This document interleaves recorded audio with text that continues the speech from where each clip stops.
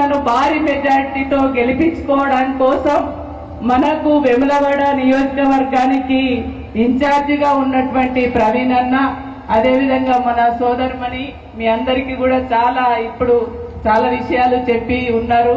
తను చెప్పినట్టుగా ఖచ్చితంగా మనం రేపు విజయం సాధించబోతున్నాం. మనం అందరం కలిసికట్టుగా ఒక టీం వర్క్ చేసి విజయం సాధించే దశగా మనం అందరం పనిచేయవలసినటువంటి అవసరం ఉంది. మున్సిపల్ చైర్మన్ మాధవి గారికి, అదేవిధంగా ఇక వేదిక పైన ఉన్నటువంటి జెడ్పీటీసీలు ఉన్నారు, ఎంపీపీలు ఉన్నారు, కౌన్సిలర్లు ఉన్నారు, మా ఆగన్న ఉద్యమకారుడు జిల్లా ప్రెసిడెంట్ అన్న ఆగన్న గారికి, మనోహర్ రెడ్డి గారికి, హరిచరణ్ రావు గారికి, వేదిక పైన ఉన్నటువంటి ప్రతి ఒక్కరికి పేరు పేరున, అంటే చాలా మంది ఎంపీటీసీలు ఉన్నారు, సర్పంచులు ఉన్నారు, చాలా మంది పాత ఉద్యమకారులు, తెలంగాణ ఉద్యమం ప్రారంభం నుంచి ఇప్పటి వరకు ఉన్నటువంటి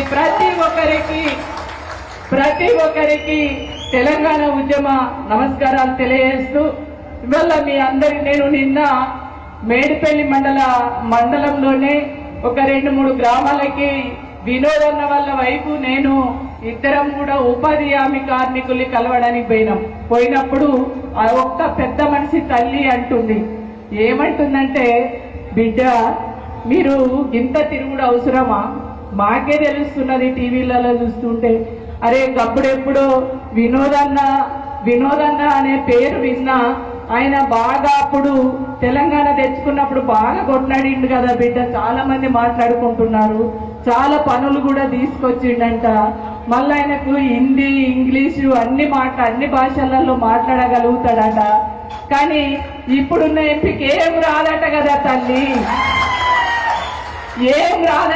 తల్లి, మరి అదే రాకపోతే మన బాధలు ఎట్లా తెలుస్తాయి, మన కష్టాలు ఏం తెలుస్తాయి, ఈ ప్రాంత సమస్యలు ఆ ఢిల్లీలో ఉన్న పెద్దలకు మరి తెలుగు రాదు కదా బిడ్డ, మరి ఆ భాష రాదోడికి మేము ఎట్లా ఓటేస్తాం బిడ్డ, మేము అస్సలే వెయ్యము అని చెప్పేసి ఇక తల్లి చెప్పింది అనమాట.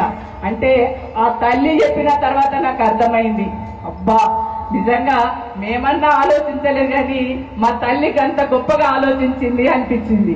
కాబట్టి మనమైతే అందరం చదువుకున్న వాళ్ళం, మనమంతా ఉద్యమకారులం, మనమందరం ఎంతో తెలంగాణ రాదు తెలంగాణ వచ్చేదా సచ్చేదా అని అన్నటువంటి వాళ్ళను వాళ్ళ మెడలు వంచి తెలంగాణ తెచ్చుకున్నాం కదా. మరి అట్లాంటి స్పిరిట్ ఉండి అన్ని ఉద్యమాలు చేసి కొట్లాడి దెబ్బలు తిని తన్నులు తిని కేసుల పాలైనటువంటి మనము ఈ ఓటమికి భయపడతామా? మనం ఖచ్చితంగా మనము విజయం సాధిస్తాం. ఖచ్చితంగా మనం రేపు గెలవబోతున్నాం. రేపు మళ్ళీ భవిష్యత్తులో మనమే అధికారంలోకి రావాలని తెలంగాణలో ఉన్న ప్రజలందరూ కూడా కోరుకుంటున్నారు.